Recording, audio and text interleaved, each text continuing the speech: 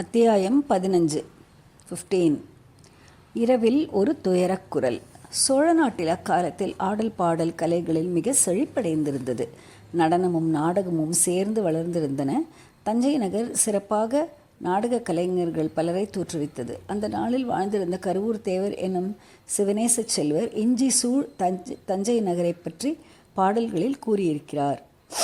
மின்னடும் புருவத்து இளமயிலணியார் விலங்கல் செய நாடகசாலை இந்நடம் பயிலும் இஞ்சி சூழ் தஞ்சை. இஞ்சி கோட்டை இஞ்சிங்கிறது கோட்டை மதில். இஞ்சி இந்த கோட்டை மதில் பேர் இஞ்சின்னு பேராம் என்று அவருடைய பாடல்களில் ஒன்று வர்ணிக்கிறது. தஞ்சை நகரில் நாடகக்கலை ஓங்கி வளர்ந்ததற்கு அறிகுறியாக நாடகசாலைகள் பல இருந்தன. அந்த நாடகசாலைகளில் எல்லாம் மிகச்சிறந்த நாடகசாலை சக்கரவர்த்தியின் அரண்மனைக்குள்ளேயே இருந்தது. நாடகசாலைனா தியேட்டர். புதிய புதிய நாடகங்களை கற்பனை செய்து அமைக்கும் கலைஞர்கள் தஞ்சை நகரில் வாழ்ந்து வந்தனர். அதற்கு முன்னாலெல்லாம் புராண இதிகாச காவியங்களில் உள்ள கதைகளையே நாடகங்களாக அமைத்து நடிப்பது வழக்கம். சில காலமாக தஞ்சை நாடக கலைஞர்கள் வேறொரு துறையில் கவனம் செலுத்தி வெற்றி பெற்றிருக்கிறார்கள். சரித்திர புகழ்பெற்ற வீரர்களின் வரலாறுகளை அவர்கள் நாடகமாக அமைத்தார்கள். அவர்களுடைய காலத்துக்கு சிறிது முற்பட்டவர்களின் வீரக்கதைகளையும் நாடகங்களாக்கி நடித்தார்கள். அப்படிப்பட்ட வீரர்கள் சோழ வம்சத்தில் பிறந்தவர்களைப் போல் வேறு எங்கே உண்டு? ஆகையினால் கரிகால் வளவர், விஜயாலய சோழர், பராந்தக தேவர் முதலிய சோழ வம்சத்து மன்னர்களின் சரித்திரங்களை நாடகங்களாக்கி நடித்தார்கள். நவராத்திரி திருநாளில் சக்கரவர்த்தியின் அரண்மனையில் சோழ வம்சத்து மன்னர்களின் வீர சரித்திர நாடகம் 3 நாட்கள் நடைபெற்றன. சித்திர விசித்திரமாக அமைந்த நாடகசாலைக்கு எதிரே அரண்மனை நிலாமுற்றத்தில் ஆயிரக்கணக்கான ஜனங்கள் கூடியிருந்து நாடகங்களை கண்டுகளித்தார்கள். அரண்மனை பெண்டில் அமர்வதற்கு ஒரு தனியான இடம் நீலப்பட்டு விதானத்தின் கீழ் முத்திழைத்த சித்திர தூண்களுடன் ஏற்பாடாகி இருந்தது. அதன் கீழ் மகாராணிகளும் இளவரசிகளும் அவர்களுடைய அந்தரங்க தோழிமார்களும் அமர்ந்து நாடகம் பார்த்தார்கள். அப்போதெல்லாம் குந்தவை தேவிக்கு அருகாமையிலேயே நந்தினி வந்து உட்கார்ந்தாள். இது மற்ற பெண்களில் சிலருக்கு பிடிக்கவில்லை என்றாலும் அதை அவர்கள் மனத்திலேயே வைத்துக்கொண்டு பொறுமினார்களே என்று வேறு எதுவும் செய்ய முடியவில்லை. பெரிய பழுவேட்டரையர், பழுவூர் இளையராணி இவர்களுடைய கோபத்துக்கு பாத்திரமாக யாருக்குத்தான் துணிவு இருக்கும்? இளைய பிராட்டியே அந்த கர்வக்காரிக்கு அவ்வளவு மதிப்பளித்து மரியாதை செய்யும் போது மற்றவர்கள் எம்மாத்திரம்?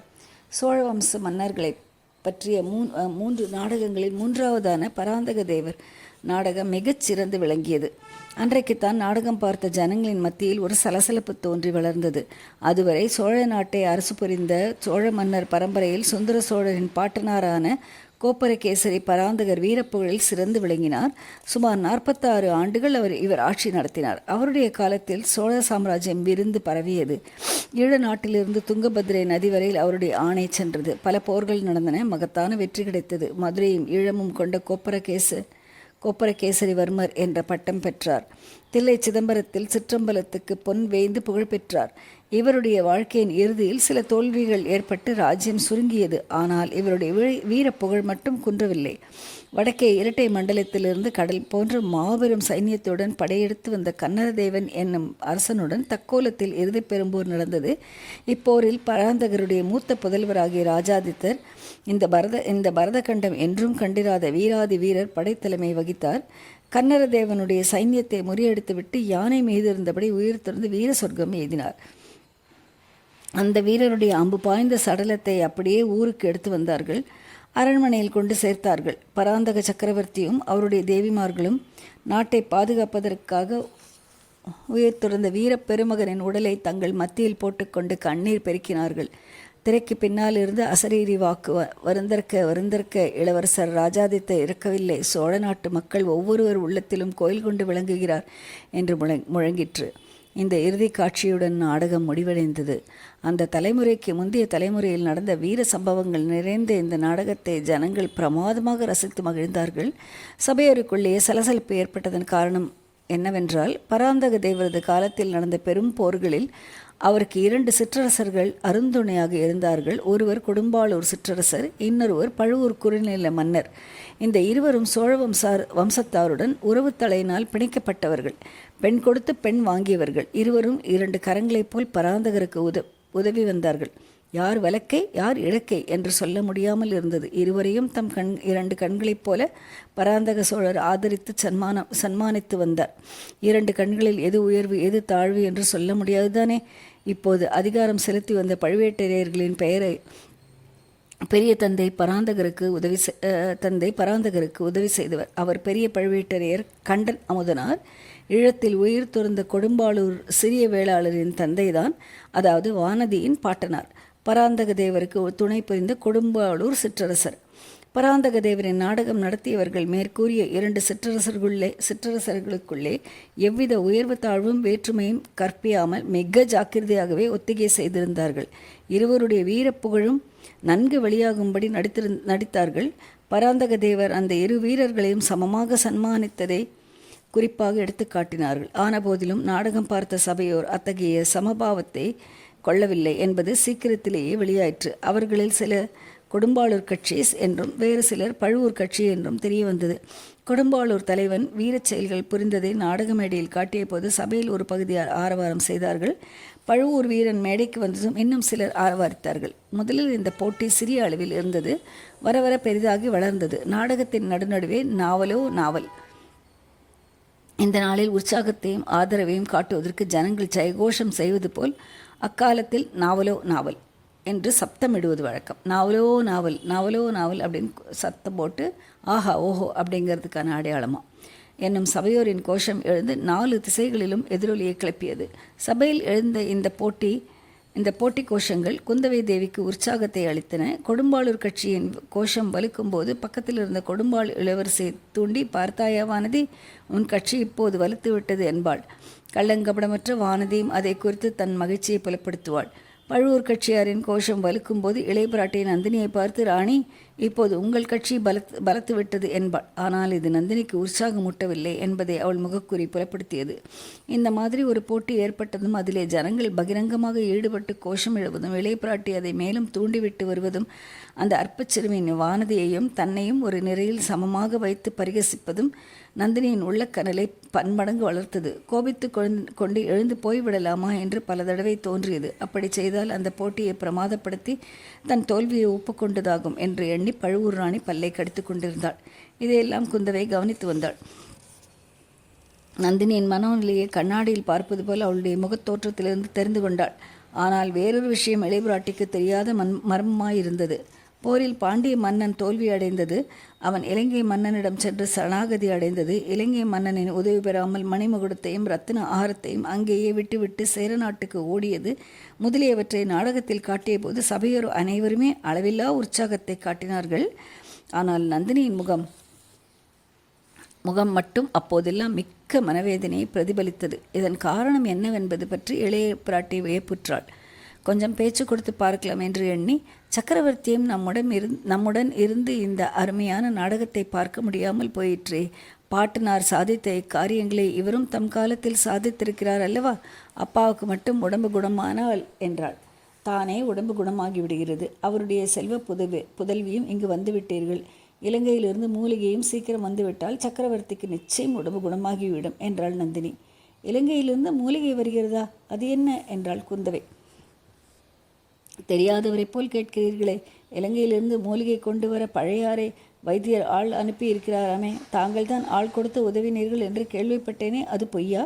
குந்தவை பல்லினால் உதட்டை கடித்து கொண்டாள். பார்ப்பதற்கு முல்லை மொக்கை போல் பல் வரிசை அழகாக இருந்தாலும் கடிக்கப்பட்ட உதடுகளுக்கு வலிக்கத்தான் செய்தது.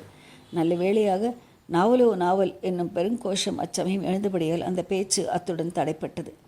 சுந்தர சோழரின் வன்மையும் வனப்பும் ஆயுளும் அரசும் வாழ்கவென வாழ்த்திவிட்டு நாடகம் முடிவடைந்தது. சபையோர் கலைந்து குதூகல ஆனந்தத்தினால் ஆடிக்கொண்டு தத்தம் வீடு சென்றார்கள். சிற்றரசர்களின் தேவிமார்களும் அவர்களுடைய பரிவாரங்களும் சென்றார்கள். பின்னர் சக்கரவர்த்தினி வானமாதேவியும் மற்றுமல்ல அரண்மனை பெண்டிரும் சோழர்குல தெய்வமான துர்க்கையம்மன் ஆலயத்துக்கு புறப்பட்டார்கள். சுந்தர சோழர் உடல் நலம் ஏதும்படி மலையமானின் புதல்வி பல நோன்புகள் நோற்று வந்தார். வானமாதேவி தான் சுந்தர சோழருடைய ஒய்ஃபு. சக்கரவர்த்தி அவளுடைய குழந்தைகள் தான் இந்த 3 பேரும். ஆதித்த கரிகாலன், குந்தவை, அருண்மொழிவர்மன். சுந்தர சோழர் உடல் நலம் ஏதும்படி மலையமானின் புதல்வியை பல நோன்புகள் நோற்று வந்தார். துர்க்கையம்மன் கோயிலுக்கு அடிக்கடி சென்று அவர் பிரார்த்தனை செலுத்துவது உண்டு. நவராத்திரி 9 நாள் ராத்திரியும் துர்க்கையம்மனுக்கு விசேஷ பூஜைகள் நடந்தன. சக்கரவர்த்தியின் சுகத்தை கோரி பலிகள் இடப்பட்டன. ஒவ்வொரு நாள் இரவும் மகாராணி கோயிலுக்கு சென்று அர்த்தஜாம பூஜைக்கு பிறகு திரும்புவது வழக்கம். அரண்மனையின் மூத்த பெண்டிர் பலரும் மகாராணியுடன் ஆலயத்துக்கு செல்வார்கள். இளம் பெண்களை துர்கை சன்னதிக்கு அழைத்து போகும் வழக்கமில்லை. பூசாரிகள் மீது சில சமயம் சன்னதம் வந்து அகோரமாக ஆடுவார்கள். சன்னதம்னா சாமி ஆடுறது. சாபம் விளைந்த வரலாறுகளை சொல்வார்கள். இளம் பெண்கள் பயப்படக்கூடும் என்று அழைத்து போவதில்லை. ஆனால் இளைய பிராட்டியிடம் நீ பயந்து கொள்வாய் என்று சொல்லி நிறுத்த யாருக்கு தைரியம் உண்டு? அந்த 9 தினமும் தாய்மார்களுடன் குந்தவையும் துர்கை கோயிலுக்கு சென்று அம்மனுக்கு பிரார்த்தனை செலுத்தி வந்தாள். இச்சமயங்களில் வானதி தனியாக அரண்மனையில் இருக்க வேண்டியிருந்தது. பராந்தக தேவர் நாடகம் நடந்த அன்று இரவு வானதியின் உள்ளம் உற்சாகத்தினால் பூரித்திருந்தது. தன் குலத்து முன்னோர்கள் செய்த வீரச் செயல்களை அரங்க மேடையில் பார்த்து அவளுக்கு பெருமிதம் உண்டாகி இருந்தது. அத்துடன் இலங்கை நினைவும் சேர்ந்து கொண்டது. ஈழப்போரில் இருந்து தன் தந்தையின் நினைவும் தந்தையின் மரணத்துக்கு பழிவாங்கி வரச் சென்றிருக்கும் இளவரசரின் நினைவும் இடைவிடாமல் எழுந்தன. தூக்கம் சிறிதும் வரவில்லை. கண்ணிமைகள் மூடிக்கொள்ள மறுத்தன. இளைய பிராட்டி ஆலயத்திலிருந்து திரும்பி வந்து அன்றைய நாடகத்தை பற்றி அவருடன் சிறிது நேரம் பேசிக் கொண்டிருந்தால் பிறகு தூக்கம் வரலாம். அதற்கு முன் நிச்சயமாக இல்லை. வெறுமனை படுத்து புரண்டு கொண்டிருப்பதை காட்டிலும் அரண்மனை மேன்மாடத்தில் சற்று உலாவி வரலாமே என்று தோன்றியது. மேன்மாடத்தில் இருந்து பார்த்தால் தஞ்சை நகரின் காட்சி முழுவதும் தெரியும்.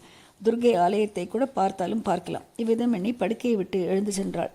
அந்த அரண்மனைக்கு வானதி புதியவள்தான். ஆயினும் மேன்மாட நிலாமுற்றத்தை கண்டுபிடிப்பது அவ்வளவு ஒன்றும் கஷ்டமாக இருக்காது. நீள நெடுக பாதைகளும் இருபுறமும் தூண்களும் தூங்கா விளக்குகளும் இருக்கும்போது என்ன கஷ்டம்? பாதைகள் சுற்றி சுற்றி சென்று கொண்டிருந்தன.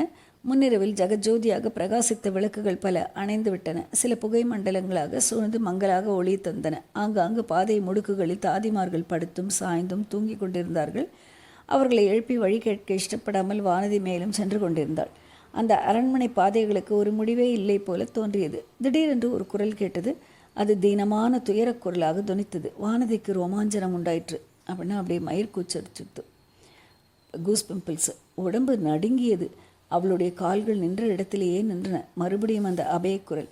என்னை காப்பாற்றுவார் யாரும் இல்லையா? ஆஹா, இது சக்கரவர்த்தியின் குரல் போலல்லவா இருக்கிறது. என்ன ஆபத்தோ தெரியவில்லையே. உடல் நோயின் கோளாறா அல்லது வேறு ஏதாவது இருக்குமோ? சக்கரவர்த்தினி முதலிய மூத்த பெண்டிர் அனைவரும் கோயிலுக்கு சென்று விட்டார்களே. சக்கரவர்த்திக்கு பக்கத்தில் யாரும் இல்லாமல் இருப்பார்கள். ஆயினும் போய் பார்க்கலாம். நடுங்கிய கால்களை மெதுவாக எடுத்து வைத்து வானதி மேலும் சில அடி நடந்தாள். குரல் கீழே இருந்து வருவதாக தோன்றியது. அந்த இடத்தில் பாதையும் முடிந்தது. குனிந்து பார்த்தால் கீழே ஒரு விசாலமான மண்டபம் தெரிந்தது. ஆஹா, சக்கரவர்த்தியின் சயனச் கிரகம் அல்லவா இது? ஆம், அதோ சக்கரவர்த்தி தான் படுத்திருக்கிறார். தன்னந்தனியாக படுத்திருக்கிறார். மேலும் ஏதோ அவர் புலம்புகிறார். என்னவென்று கேட்கலாம். அடி பாவி, உண்மைதான் அடி. நான் உன்னை கொன்று விட்டது உண்மைதான். வேண்டுமென்று கொல்லவில்லை. ஆனாலும் உன் சாவுக்கு நான் தான் காரணம். அதற்கு என்ன செய்ய சொல்கிறாய்? வருஷம் 25 ஆகிறது. இன்னமும் என்னை விடாமல் சுற்றுகிறாயே. உன் ஆத்மாவுக்கு சாந்தி என்பதே கிடையாதா? எனக்கும் அமைதி தரமாட்டாயா? என்ன பிராயச்சித்தம் செய்ய வேண்டுமோ சொல், அதன்படி செய்து விடுகிறேன். என்னை விட்டுவிடு. ஐயோ, என்னை இவளுடைய கொடுமையிலிருந்து விடுவிப்பார் யாரும் இல்லையா? எல்லோரும் என் உடல் நோய்க்கு மருந்து தேடுகிறார்களே. என் மனநோயை தீர்த்து காப்பாற்றுவார் யாரும் இல்லையா? போ போ, போய்விடு. இல்லை, போகாதே, நில். நான் என்ன செய்ய வேண்டும் என்று சொல்லிவிட்டு போ. இப்படி மௌனம் சாதித்து என்னை வதைக்காதே. வாயை திறந்து ஏதாவது சொல்லிவிட்டு போ. இந்த வார்த்தைகள் வாந்தியின் காதில் இரும்பை காய்ச்சி விடுவது போல் விழுந்தன. அவளுடைய உச்சந்தலை முதலாவது உள்ளங்கால் வரையில் குலுங்கியது. தன்னை அறியாமல் கீழே குனிந்து பார்த்தாள். மண்டபத்தில் நாலாபுரமும் அவளுடைய பார்வை சென்றவரையில் பார்த்தாள். சக்கரவர்த்திக்கு எதிரில் சற்று தூரத்தில் ஓர் உருவம் நின்று கொண்டிருந்தது. அது பெண்ணின் உருவம். பாதி உருவம்தான் தெரிந்தது. பாக்கி பாதி தூண் நிழலிலும் அகில் புகையிலும் மறைந்திருந்தது. தெரிந்தவரையில் அந்த உருவம் பழுவூர் இளையராணியைப் போல அல்லவா இருக்கிறது. இது என்ன கனவா, சித்தப்பிரமையா? இல்லை, உண்மையே தான். அதோ அந்த தூண் மறைவில் ஒளிந்து நிற்பது யார்? பெரிய பழுவேட்டரையர் அல்லவா? சந்தேகமில்லை, அவர்கள்தான். பழுவூர் இளையராணியை பார்த்துவிட்டா சக்கரவர்த்தி அப்படியெல்லாம் பேசுகிறார். உன்னை கொன்றது உண்மைதான் என்று அலறினாரே, அதன் பொருள் என்ன? திடீரென்று வானதிக்கு மயக்கம் வரும் போல் இருந்தது. தலை சுற்றத் தொடங்கியது. இல்லை, அந்த அரண்மனையே சுற்றத் தொடங்கியது. சிச்சி, இங்கே மயக்கமடைந்து விடக்கூடாது. கூடவே கூடாது. பல்லை கடித்து கொண்டு வானதி அங்கிருந்து சென்றாள். ஆனால் திரும்பச் செல்லும் பாதை தொலையாத பாதையாய் இருந்தது. அவள் படுத்திருந்த அறை வரவே வராது போல் தோன்றியது. முடியாது, இனிமேல் நடக்கவும் முடியாது, நிற்கவும் முடியாது. குந்தவை பிராட்டி கோயிலிலிருந்து திரும்பி வந்தபோது வானதி அவள் அறைக்கு சற்று தூரத்தில் நடைபாதையில் உணர்வற்ற கட்டை போல் கிடப்பதை கண்டாள். 16 அத்தியாயம் 16. சுந்தர சோழரின் பிரமை. மறுநாள் காலையில் சுந்தர சோழ சக்கரவர்த்தி தம் அருமை குமாரியை அழைத்து வரச் செய்தார். ஏவலாளர், தாதிமார், வைத்தியர் அனைவரையும் தூரமாக போயிருக்கும்படி கட்டளையிட்டார். குந்தவையை தம் அருகில் உட்கார வைத்து கொண்டு அன்புடன் முதுகை தடவி கொடுத்தார். அவர் சொல்ல விரும்பியதை சொல்ல முடியாமல் தத்தளிக்கிறார் என்பதை குந்தவை தெரிந்து கொண்டாள். அப்பா, என் பேரில் கோபமா என்று கேட்டார். சுந்தர சோழரின் கண்களில் கண்ணீர் துளித்தது. உன் பேரில் எதற்கம்மா கோபம் என்றார். தங்கள் கட்டளையை மீறி தஞ்சாவூருக்கு வந்ததற்காகத்தான். ஆமாம், என் கட்டளையை மீறி நீ வந்திருக்கக்கூடாது. இந்த தஞ்சாவூர் அரண்மனை இளம் பெண்கள் வசிப்பதற்கு ஏற்றதல்லம்மா. இது நேற்று ராத்திரி நடந்த சம்பவத்திலிருந்து உனக்கே தெரிந்திருக்கும். எந்த சம்பவத்தை சொல்கிறீர்கள் அப்பா? அந்த கொடும்பாளூர் பெண் மூர்ச்சையடைந்ததை பற்றித்தான் சொல்கிறேன். அந்த பெண்ணுக்கு இப்போது உடம்பு எப்படி இருக்கிறது? அவளுக்கு இன்றைக்கு ஒன்றுமே இல்லையப்பா. பழைய அறையிலும் அடிக்கடி இவள் இப்படி பிரஜை இழப்பது உண்டு. கொஞ்ச நேரத்துக்கெல்லாம் சரியாக போய்விடும். அவளை கேட்டாயா அம்மா? ராத்திரி இந்த அரண்மனையில் அவள் ஏதேனும் கண்டதாகவோ கேட்டதாகவோ சொல்லவில்லையா? குந்தவை சற்று யோசித்துவிட்டு, ஆமாப்பா, நாங்கள் எல்லாரும் துர்கை ஆலயத்துக்கு சென்றிருந்தபோது அவள் தனியாக மேல் மாடத்துக்கு போக பார்த்தாளாம். அப்போது யாரோ பரிதாபமாக புலம்போது கேட்டதாம். அது அவளுக்கு பயத்தை உண்டாக்கியதாக சொன்னாள். அப்படித்தான் நானும் நினைத்தேன். இப்போதேனும் அறிந்தாயா குழந்தாய்? இந்த அரண்மனையில் பேய் உலாவுகிறது. நீங்கள் இங்கே இருக்க வேண்டாம், போய்விடுங்கள் என்று சுந்தர சோழர் கூறிய போது அவர் உடல் நடுங்குவதையும் அவருடைய கண்கள் வெறித்தபடி எங்கேயோ பார்ப்பதையும் குந்தவை கவனித்தாள். அப்பா, அப்படியானால் தாங்கள் மட்டும் இங்கே எதற்காக இருக்க வேண்டும்? அம்மா இங்கே எதற்காக இருக்க வேண்டும்? எல்லோரும் பழைய அறைக்கே போய்விடலாமே. இங்கே வந்ததினால் உங்கள் உடம்பு குணமாயிருப்பதாகவும் தெரியவில்லையே என்றாள். சக்கரவர்த்தி துயரம் தோய்ந்த புன்னகை புரிந்து, என் உடம்பு இனிமேல் குணமாவது ஏது? அந்த ஆசை எனக்கு கொஞ்சமும் கிடையாது என்றார். அப்படியே நிராசை அடைய வேண்டும்? அப்பா, பழைய அறை வைத்தியர் தங்கள் உடம்பை குணப்படுத்த முடியும் என்று சொல்கிறார். அவர் சொல்வதை நம்பி நீயும் இலங்கையிலிருந்து மூலிகை கொண்டு வர ஆள் அனுப்பியிருக்கிறாயாம். நான் கேள்விப்பட்டேன். மகளே, என் பேரில் உனக்குள்ள பாசத்தை அது காட்டுகிறது. தந்தையிடம் மகள் பாசம் கொண்டிருப்பது தவறா அப்பா? அதில் ஒன்றும் தவறு இல்லை. இப்படிப்பட்ட வாஞ்சியுள்ள புதல்வியை பெற்றேனே, அது என் பாக்கியம்.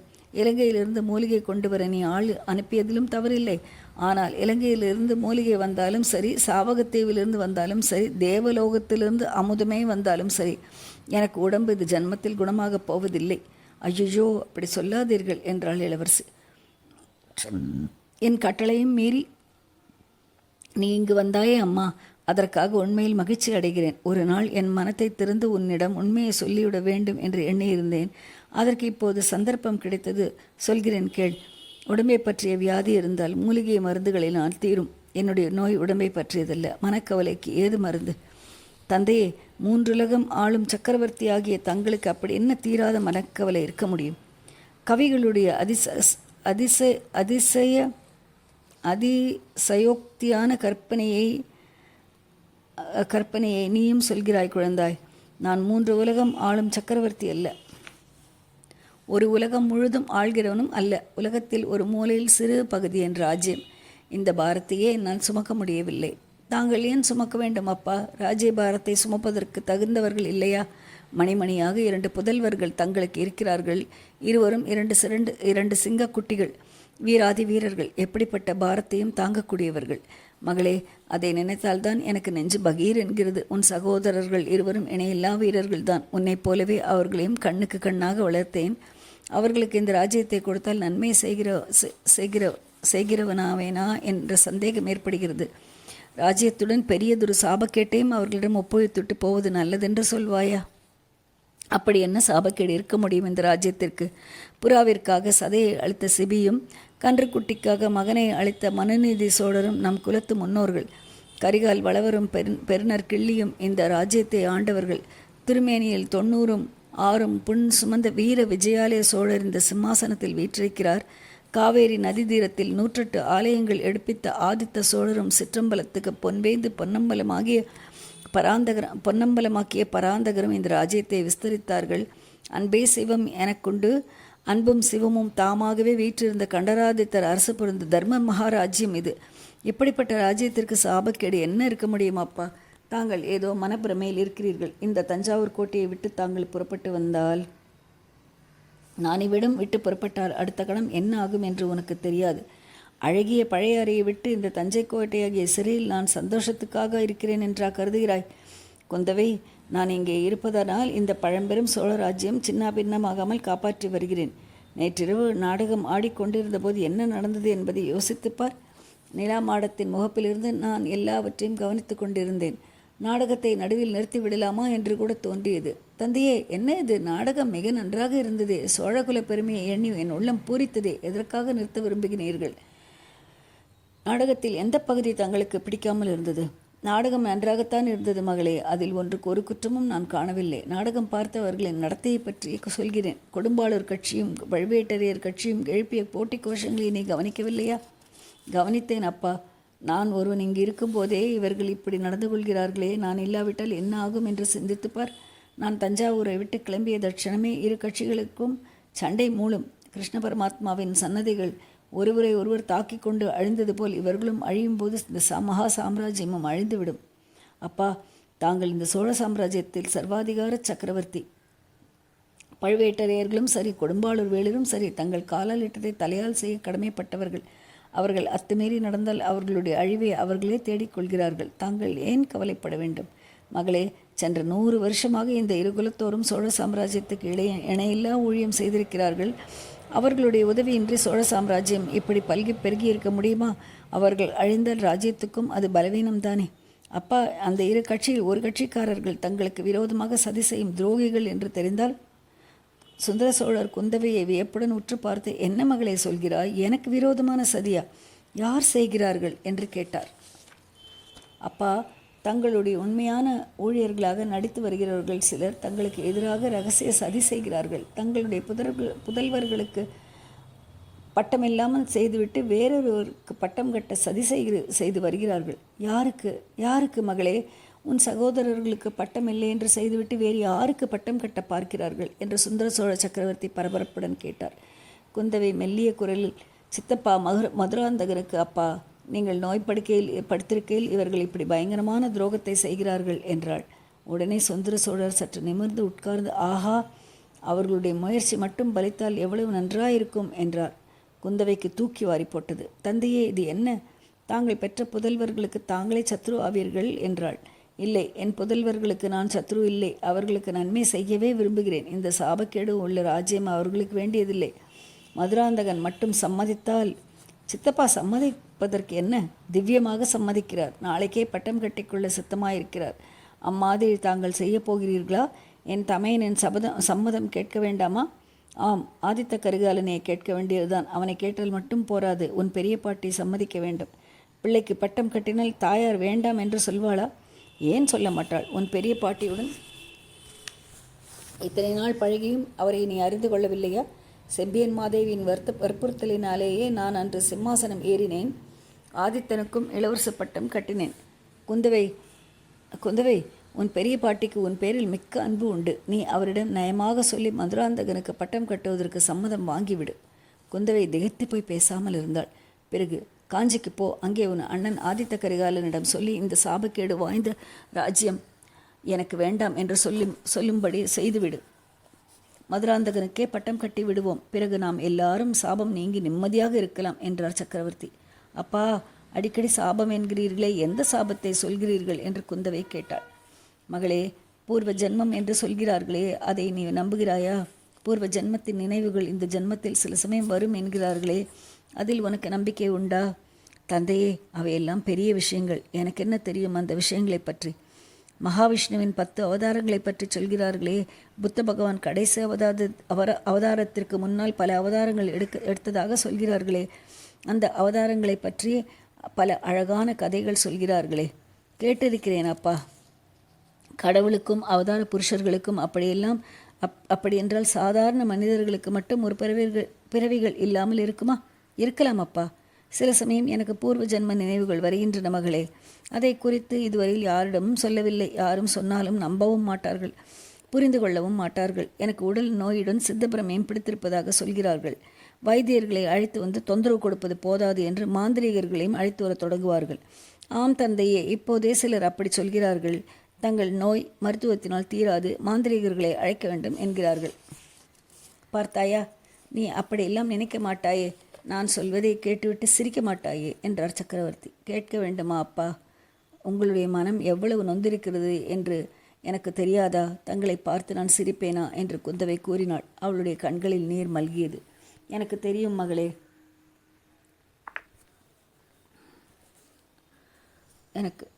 அதனாலே தான் மற்ற யாரிடமும் சொல்லாததை உன்னிடம் சொல்கிறேன். என்னுடைய பூர்வ ஜென்ம நினைவுகளில் சிலவற்றை சொல்கிறேன் கேள் என்றார் சுந்தர சோழர். 4 புறமும் கடல் சூழ்ந்த ஓர் அழகிய தீவு. அத்தீவில் எங்கெங்கும் பச்சை மரங்கள் மண்டி வளர்ந்திருக்கின்றன. மரங்கள் இல்லாத இடங்களில் நெருங்கிய புதர்களாய் இருந்தன. கடற்கரை ஓரத்தில் ஒரு புதரில் வாலிபன் ஒருவன் ஒளிந்து கொண்டிருந்தான். சற்று தூரத்தில் கடலில் பாய்மரம் விரித்து சென்ற கப்பல் ஒன்றை உற்று பார்த்து கொண்டிருந்தான். அது மறையும் வரையில் பார்த்து கொண்டு நின்றான். பிறகு அப்பா பிழைத்தோம் என்று பெருமூச்சு விட்டான்.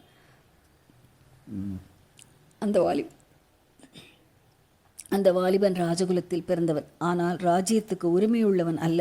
ராஜ்யம் ஆளும் ஆசையும் அவனுக்கு கிடையாது.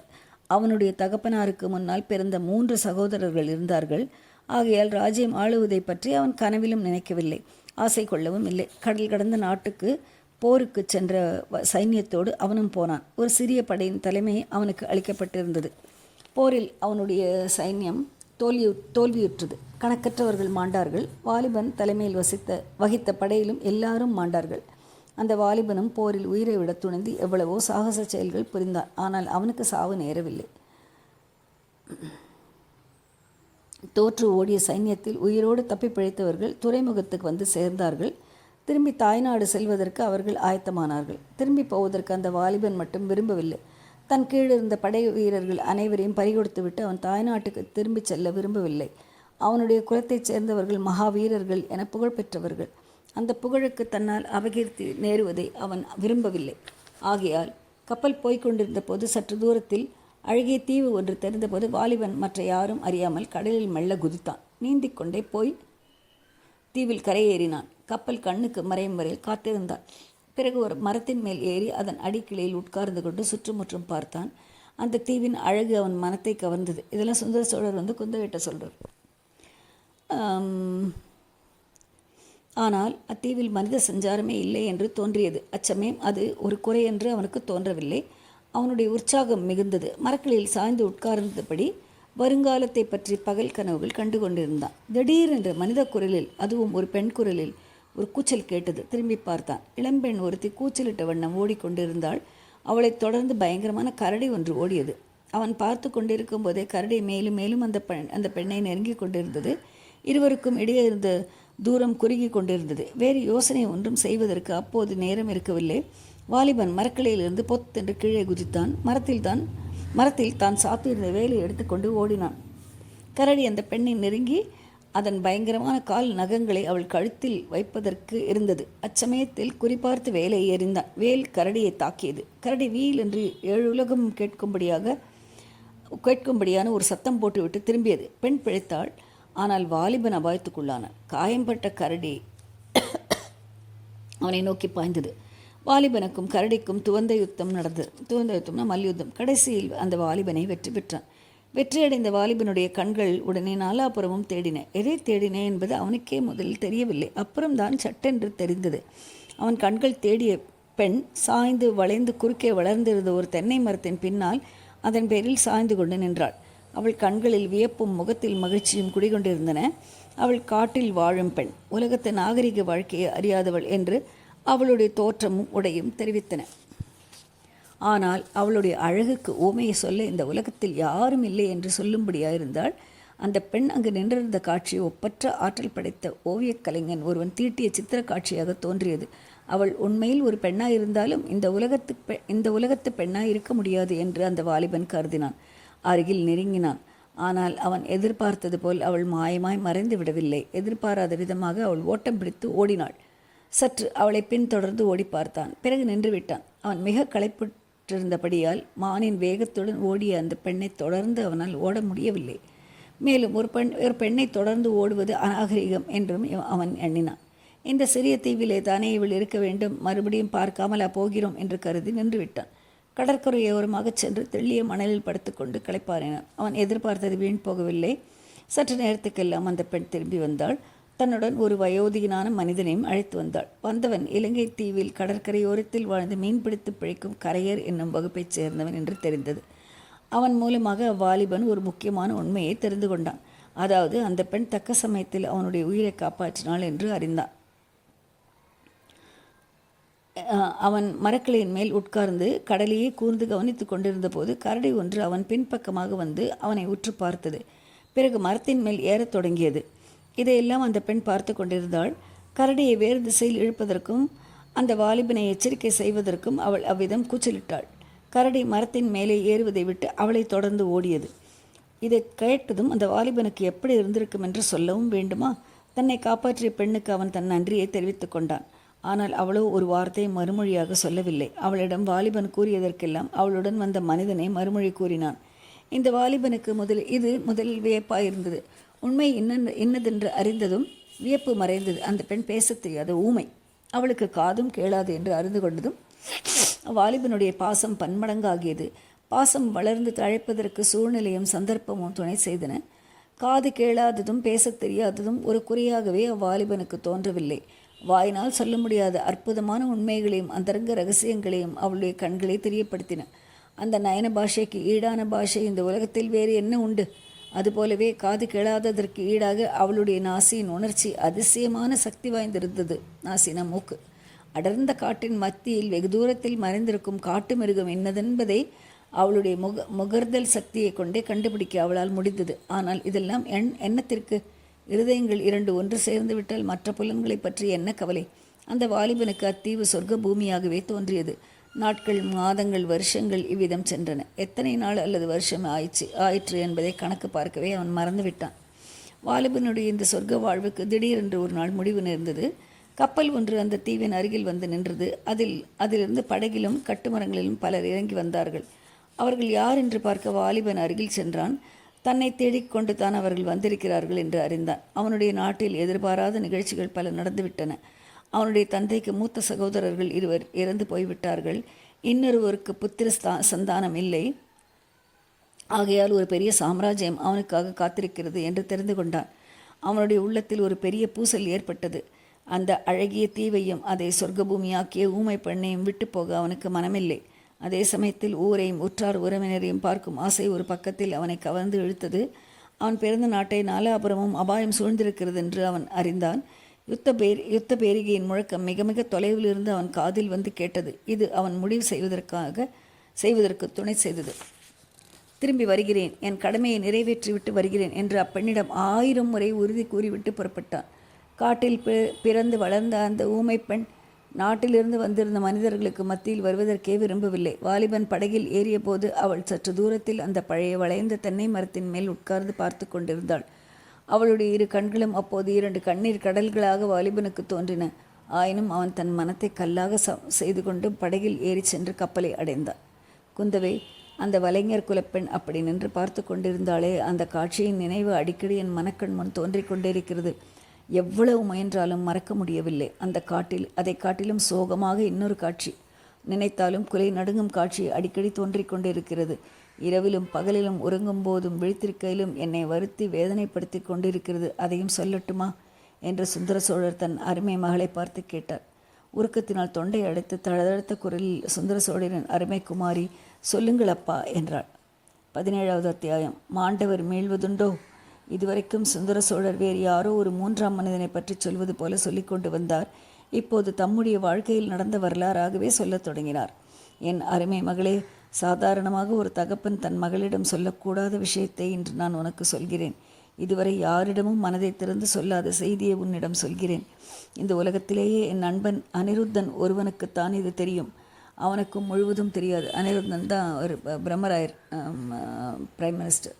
இப்போது என் மனத்தில் நடக்கும் போராட்டம் அவனுக்கு தெரியாது. ஆனால் உன்னிடம் எல்லாவற்றையும் சொல்லப் போகிறேன்.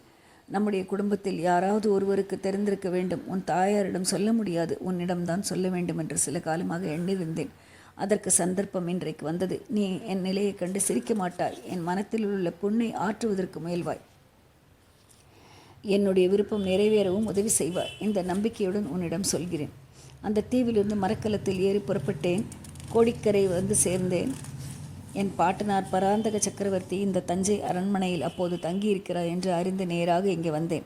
நான் தஞ்சை வந்து சேர்ந்தபோது பராந்தக சக்கரவர்த்தி மரணத்தை எதிர்நோக்கி கொண்டிருந்தார்.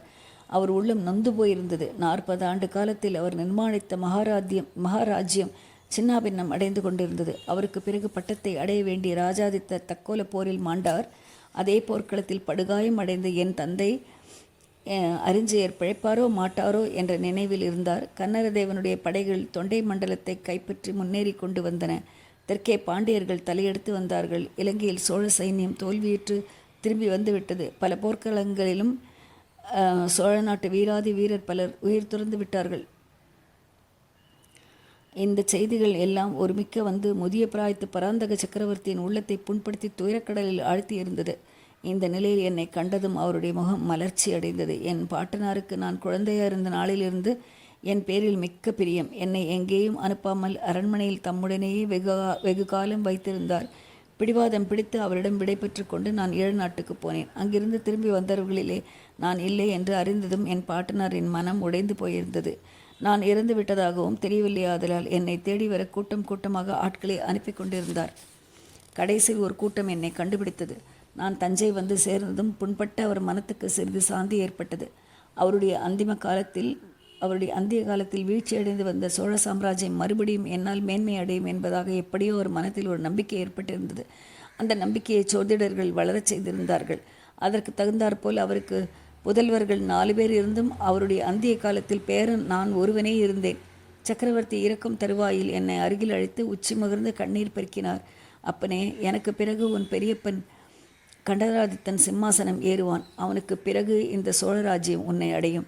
உன்னுடைய காலத்திலே தான் மறுபடியும் இந்த சோழகுலம் மேன்மையடை போகிறது என்று பல முறை அவர் கூறினார். சோழ நாட்டின் மேன்மையை நிலைநாட்டுவதே என் வாழ்க்கையின் லட்சியமாக இருக்க வேண்டும் என்று சொல்லி அவ்வாறு என்னிடம் வாக்குறுதியும் பெற்றுக்கொண்டார். என் பாட்டனார் என்னிடத்தில் எவ்வளவு பிரியம் வைத்திருந்தாரோ நான் அவரிடம் பக்தி வைத்திருந்தேன். ஆதலின் அவருடைய கட்டளையை சிறைமேற்கொண்டு நடப்பதென்று உறுதி கொண்டேன். ஆனாலும் என் உள்ளத்தில் அமைதி இல்லை. கடல் சூழ்ந்த தீவில் கரடிக்கு இரையாகாமல் என்னை காப்பாற்றிய கரையர் குல மகளின் கதி என்ன? சோழ நாட்டு சிம்மாசனத்தில் கீழ்குலத்தில் பிறந்த ஊமை பெண் ஒருத்தி ராணியாக வீற்றிருக்க முடியுமா? அரண்மனை வாழ்வு அவளுக்குத்தான் சரிப்பட்டு வருமா? நாட்டார் நகரத்தார் என்னை பார்த்து சிரிக்க மாட்டார்களா? இந்த எண்ணங்கள் அடிக்கடி தோன்றி என் மனத்தை சஞ்சலப்படுத்தி கொண்டிருந்தன. இது மட்டுமன்று, என் பெரிய தகப்பனார் கண்டராதித்தர் சில காலத்திற்கு முன்புதான் 2வது கல்யாணம் செய்து கொண்டிருந்தார். அவரை மணந்த பாக்கியசாலி மழவரையர் குலமகள் என்பதை நீ அறிவாய். முதல் மனைவிக்கு குழந்தை இல்லை என்றால் 2வது மனைவிக்கும் குழந்தை பிறவாது என்பது என்ன நிச்சயம்? பெரியப்பாவுக்கு ஆண் குழந்தை பிறந்தால் ராஜ்யம் எனக்கு எப்படி வரும்? இதை பற்றி ராஜ்யத்தில் சிலர் அப்போதே பேசிக்கொண்டிருந்தது என் காதில் விழுந்தது. ஆனால் அத்தகைய சந்தேகம் யாருக்கும் உண்டாகக்கூடாது என்று மகாத்மாவாகிய என் பெரிய தகப்பனார் விரும்பினார் போலும். பராந்தக சக்கரவர்த்தி காலமான பிறகு கண்டராதித்தருக்கு ராஜ்ய பட்டாபிஷேகம் நடந்தது. அதே சமயத்தில் எனக்கும் யுவராஜ்ய பட்டாபிஷேகம் நடக்க வேண்டும் என்று என் பெரியப்பா புதிய சக்கரவர்த்தி ஏற்பாடு செய்துவிட்டார். என் பெரிய மகளே, இன்றைக்கு உன் தம்பி அருள்மொழியின் பேரில் இந்நாட்டு மக்கள் எப்படி பிரியமாயிருக்கிறார்களோ அப்படி அந்த நாளில் என் பேரில் அபிமானமாய் இருந்தார்கள். அரண்மனைக்குள்ளே பட்டாபிஷேகம் நடந்து கொண்டிருந்த போது வெளியே ஆயிரக்கணக்கான ஜனங்கள் ஆவலுடன் காத்திருந்தார்கள். புதிதாக முடிசூடிய சக்கரவர்த்தியும் யுவராஜாவும் சேர்ந்தாற்போல் ஜனங்களுக்கு காட்சி தர வேண்டும் என்று அனைவரும் விரும்பினார்கள். அவ்விதமே பெரியப்பாவும் நானும் இந்த அரண்மனை மேன்மாடத்தின் முற்றத்துக்கு வந்து நின்றோம். கீழே ஒரே ஜனசமுத்திரமாக இருந்தது. அவ்வளவு பேருடைய முகங்களும் மலர்ந்து விளங்கின. எங்களை கண்டதும் அவ்வளவு பேரும் குதூகலமடைந்து ஆரவாரித்தார்கள். நாம் இளவரச பட்டம் சூட்டிக் கொண்டது பற்றி இவ்வளவு ஆயிரம் மக்கள் குதூகலம் அடைந்திருக்கிறார்களே, அப்படி இருக்க எங்கேயோ ஒரு கண்காணா தீவில் காட்டின் மத்தியில் வாழும் ஊமை பெண்ணை பற்றி நாம் கவலைப்படுவது என்ன நியாயம்? இவ்வளவு பேருடைய மகிழ்ச்சி முக்கியமானதா? ஒரே ஒரு ஊமை பெண்ணின் வாழ்க்கை முக்கியமானதா? இவ்வாறு எண்ணிக்கொண்டே எங்களை அண்ணாந்து பார்த்தபடி நின்ற மலர்ந்த முகங்களை ஒவ்வொன்றாக கவனித்து கொண்டு வந்தேன். அந்த ஜனங்களிலே ஆண்களும் பெண்களும் முதியவர்களும் இளைஞர்களும் சிறுவர்களும் சிறுமிகளும் நின்றார்கள்.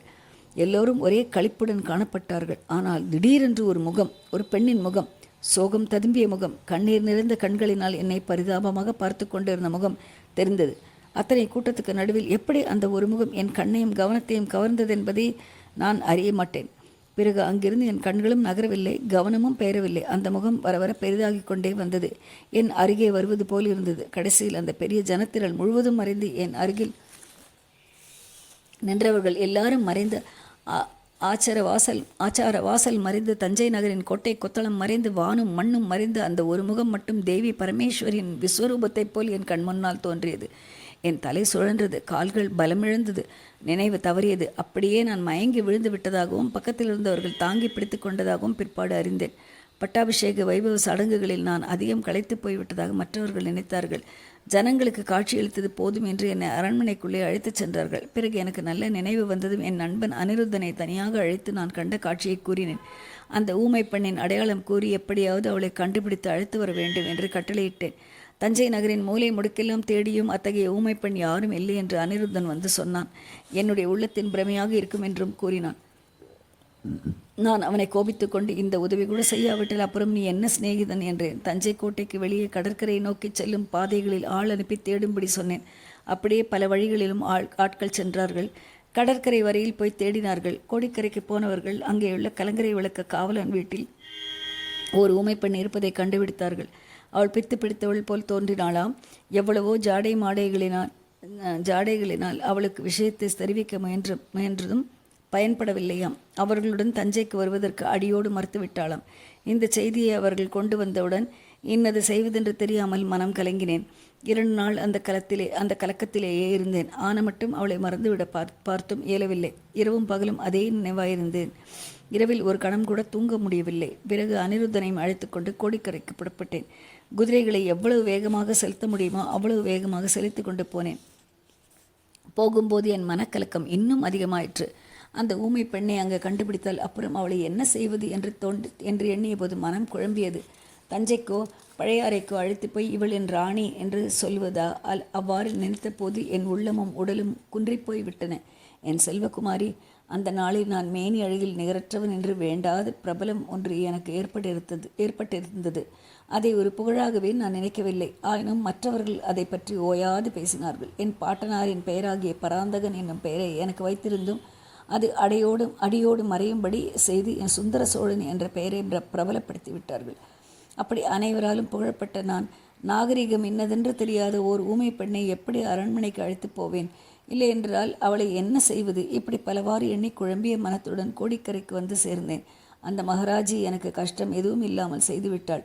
அங்கே நான் அறிந்த செய்தி என்னை அப்படியே ஸ்தம்பித்து போகும்படி செய்துவிட்டது. நாங்கள் அனுப்பிய ஆட்கள் திரும்பிச் சென்ற மறுநாள் அந்த பெண் கலங்கரை விளக்கின் உச்சியில் ஏறினாளாம். அன்று அமாவாசை. காற்று பலமாக அடித்தது. கடல் பொங்கி கொந்தளித்து வந்து கலங்கரை விளக்கை சூழ்ந்து கொண்டது. அந்த பெண் சிறிது நேரம் கொந்தளித்த அலைகடலை பார்த்து கொண்டே நின்றாளாம். அப்படி அவள் அடிக்கடி நிற்பது வழக்கமாதலால் யாரும் அதை பொருட்படுத்தவில்லையாம். திடீரென்று வீல் என ஒரு சத்தம் அலைகடலின் முழக்கத்தையும் மீறிக்கொண்டு கேட்டதாம். பிறகு அவளை காணோம். பெண் உருவம் ஒன்று விளக்கின் உச்சியிலிருந்து கடலில் தலைகீழாக விழுந்ததை 2 ஒருவர் பார்த்தார்களாம். படகுகளை கொண்டு வந்து ஆன மட்டும் தேடி பார்த்தும் பயன்படவில்லை.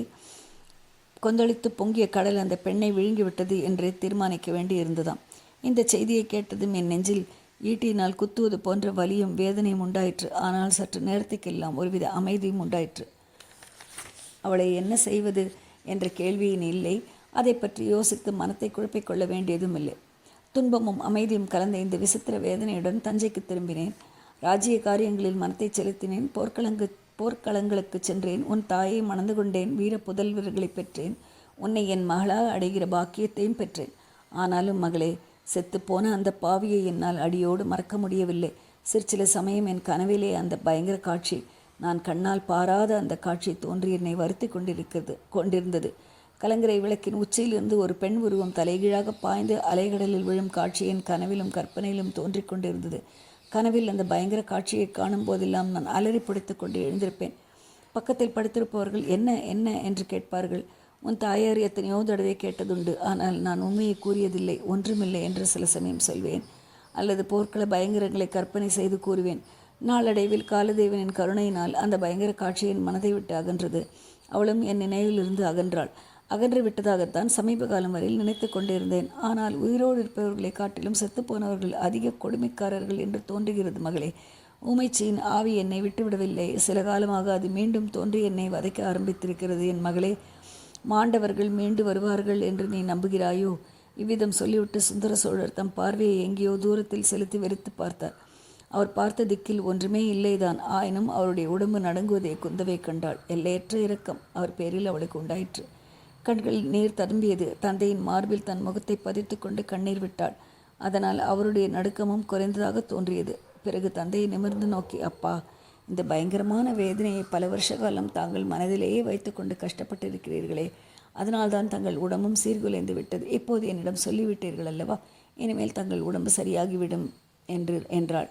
சுந்தர சோழர் அதை கேட்டு சிரித்த சிரிப்பின் ஒலியில் வேதனையும் கூட அவநம்பிக்கையும் கலந்திருந்தது. ஏன்? அவர் கூறினார், குந்தவை, நீ நம்பவில்லை, மாண்டவர்கள் மீண்டும் வருவார்கள் என்று நீ நம்பவில்லை. ஆனாலும் அதோ அந்த தூணுக்கு பக்கத்தில் குத்து விளக்கின் பின்னால் அந்த பாவியின் ஆவி நேற்றிரவு நள்ளிரவில் நின்றது. என் கண்ணாலேயே பார்த்தேன். அதை எப்படி நம்பாமல் இருக்க முடியும்? நான் கண்டது வெறும் பிரமை என்றால் உன் தோழியை பற்றி என்ன சொல்வாய்? அவள் எதையோ பார்த்து கேட்டதனால்தானே நினைவு தப்பி விழுந்தாள். அவளை அழைத்து வா குந்தவை, நானே நேரில் கேட்டு தெரிந்து கொள்கிறேன் என்றார் சுந்தர சோழர் பரபரப்புடன் கூறினாள். அப்பா, வானதி ஒரு பயந்தாங்குள்ளி பெண். கொடும்பாள் ஒரு வீரவேளர் குலத்தில் இவள் எப்படி பிறந்தாளோ தெரியவில்லை. இருட்டில் தூணை பார்த்தாலும் அவள் அலறி அடித்துக்கொண்டு மயக்கமாய் விழுவாள். அவளை கேட்பதில் யாதொரு பயனும் இல்லை. அவள் ஏதும் பார்த்திருக்கவும் மாட்டாள், கேட்டிருக்கவும் மாட்டாள். அப்படியா சொல்கிறாய்? அவள் போனால் போகட்டும். நான் சொல்ல வேண்டியது மிச்சத்தையும் கேள். மாண்டவர்கள் மீண்டு வருவார்கள் என்பதில் எனக்கும் வெகுகாலம் நம்பிக்கை இல்லாமல் தான் இருந்தது. அப்படிப்பட்ட தோற்றம் என்னுடைய வீண் மனப்பிரமை என்று நானும் எண்ணியிருந்தேன். காவேரி நதியில் நாம் எல்லாருமாக ஓடத்தில் போய் கொண்டிருந்த போது குழந்தை அருள்மொழிவர்மன் திடீரென்று காணாமல் போனது உனக்கு நினைவிருக்கிறதல்லவா? நாம் எல்லோரும் திகைத்தும் தவித்தும் நிற்கையில் ஒரு பெண்ணரசி பொன்னி நதி வெள்ளத்திலிருந்து குழந்தையை எடுத்து தூக்கி கொடுத்தாள். குழந்தையை மற்றவர்கள் வாங்கி கொண்டதும் அவள் மறைந்து விட்டாள். இதை பற்றி நாம் எவ்வளவோ தடவை பேசியிருக்கிறோம். நீ மறந்திருக்க முடியாது. நீங்கள் எல்லாரும் காவேரி அம்மன் தான் குழந்தையை காப்பாற்றியதாக முடிவு கட்டினீர்கள். ஆனால் என் கண்ணுக்கு என்ன தோன்றியது தெரியுமா? அந்த வலைஞர் குலமகள் ஊமைச்சிதான் குழந்தையை எடுத்து கொடுத்ததாக தோன்றியது. அன்றைய தினமும் நான் நினைவிழந்து விட்டேன் என்பது உனக்கு ஞாபகம் இருக்கிறதா? குழந்தைக்கு நேர்ந்த அபாயத்தை முன்னிட்டு நான் நினைவிழந்தேன் என்று எல்லாரும் எண்ணினார்கள். ஆனால் உண்மை அதுவென்று. இத்தனை நாள் கழித்து உனக்கு சொல்கிறேன். குழந்தையை எடுத்து கொடுத்த பெண் உருவம் அவளுடைய ஆவி உருவம் என்று எனக்கு தோன்றியபடியால் தான் அப்படி மூர்ச்சி அடைந்தேன். மகளே, உன் தமையனுக்கு இளவரச பட்டம் சூட்டிய தினம் நினைவிருக்கிறதா? அன்று பட்டாபிஷேகம் நடந்த பிறகு ஆதித்த கரிகாலன் அந்த புறத்துக்கு தாய்மார்களிடம் ஆசை பெறுவதற்காக வந்தான் அல்லவா? அவனுக்கு பின்னால் நான் வந்தேன். அதே ஊமைச்சியின் ஆவி அங்கே பெண்களின் மத்தியில் நின்று கரிகாலனை கொடூரமாக உற்று பார்த்ததைக் கண்டேன். மீண்டும் ஒரு தடவை பிரஜை இழந்தேன். பிறகு யோசித்த போது அந்த சம்பவத்தை குறித்து எனக்கு சந்தேகம் உண்டாயிற்று. அப்படி அவள் கரிகாலனை கொடூரமாக பார்க்க வேண்டிய அவசியம் என்ன என்று ஐயுற்றேன். அதுவும் என் சித்தப்பிரமையின் தோற்றமாக இருக்கலாம் என்று எண்ணினேன். ஆனால் மகளே, இந்த தடவை தஞ்சைக்கு வந்த பிறகு அந்த சந்தேகம் எல்லாம் தீர்ந்து விட்டது. ஒரு காலத்தில், அவள் உயிரோடு இருந்த காலத்தில், அவள் முகத்தை பார்த்து அதில் அவள் மனதில் உள்ளதை தெரிந்து கொள்வேன். அவள் உதடு அசைவதை பார்த்து அவள் சொல்ல விரும்புவது இன்னதென்று தெரிந்து கொள்வேன். அந்த சக்தியை மீண்டும் நான் பெற்றுவிட்டேன் குந்தவை. நாளை இந்த முறை நள்ளிரவில் அவள் என் முன்னால் தோன்றி எனக்கு எச்சரிக்கை செய்துவிட்டாள். என்னை கொன்றாயே, அதை நான் மன்னிக்கிறேன். ஆனால் மீண்டும் பாவம் செய்யாதே, ஒருவனுக்கு சேர வேண்டிய ராஜ்யத்தை இன்னொருவனுக்கு கொடுக்காதே என்று அவள் சொல்வதை புரிந்து கொண்டேன். அவளுடைய பேசும் சக்தி வந்து வாயினால் பேசினால் எப்படி தெரிந்து கொள்வேனோ அவ்வளவு தெளிவாக தெரிந்து கொண்டேன். மகளே, அதை நிறைவேற்றி வைக்க எனக்கு நீ உதவி செய்ய வேண்டும். சாபமுள்ள இந்த ராஜ்யம், இந்த சோழ சிம்மாசனம் என் புதல்வர்களுக்கு வேண்டாம். இதை மதுராந்தகனுக்கே கொடுத்து விடலாம்.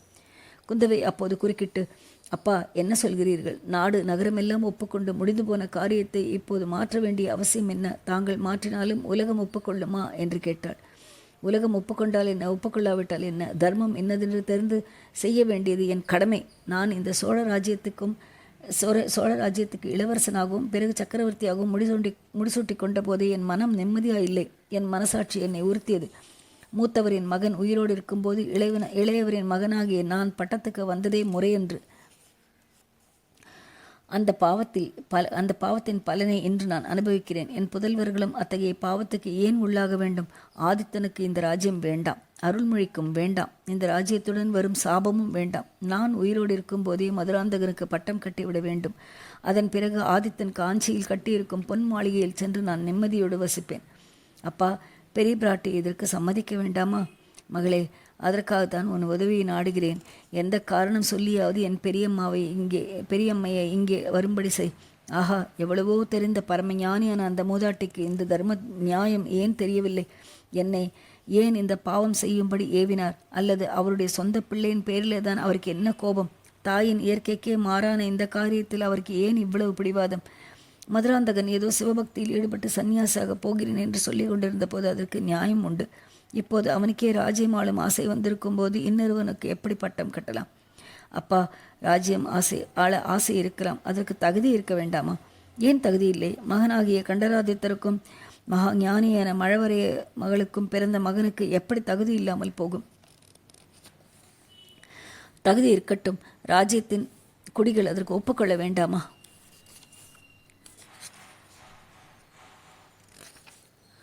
குடிகளுடைய அபிப்பிராயத்தை கேட்பதாயிருந்தால் அவர்கள் உன் தம்பிக்கு உடனே பட்டம் கட்டிவிட வேண்டும் என்பார்கள். அது நியாயமா? அருள்மொழிதான் அதை ஒப்புக்கொள்வானா? அதெல்லாம் வீண் யோசனை மகளே. எப்படியாவது உன் பெரிய பாட்டியை இங்கே சீக்கிரம் வரும்படி செய்.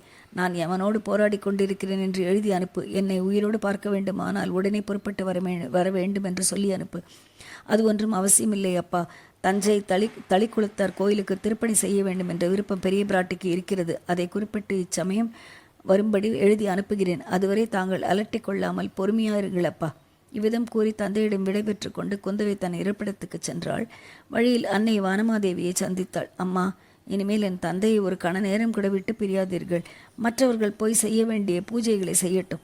குந்தவையின் உள்ளத்தில் சில காலமாக ஏற்பட்டிருந்த ஐயங்கள் இப்போது கொஞ்சம் தெளிவு பெற தொடங்கியிருந்தன. கண் இருட்டாயிருந்த இடங்களில் கொஞ்சம் வெளிச்சம் தெரிய ஆரம்பித்தது. தன் தந்தைக்கும் சகோதரர்களுக்கும் விரோதமாக ஏதோ ஒரு பயங்கரமான மந்திரத்தந்திர சூழ்ச்சி நடைபெற்று வருகிறது என்பதை அவள் அறிவு நன்கு உணர்த்தியது. ஆனால் அது எத்தகைய சூழ்ச்சி, எப்படி எல்லாம் இயங்குகிறது என்பதை முழுவதும் அவளால் அறிந்து கொள்ள முடியவில்லை. சோழ மகாராஜ்யத்துக்கும் அந்த ராஜ்யத்துக்கு தன் சகோதரர்கள் பெற்றுள்ள உரிமைக்கும் பேரபாயம் ஏற்பட்டிருக்கிறது என்பதை அவள் உணர்ந்தாள். அந்த அபாயத்திலிருந்து அவர்களை பாதுகாக்கும் பொறுப்பு பெண்பாலாகிய தன் மீது சுமந்திருப்பதாகவும் அவள் நம்பினாள்.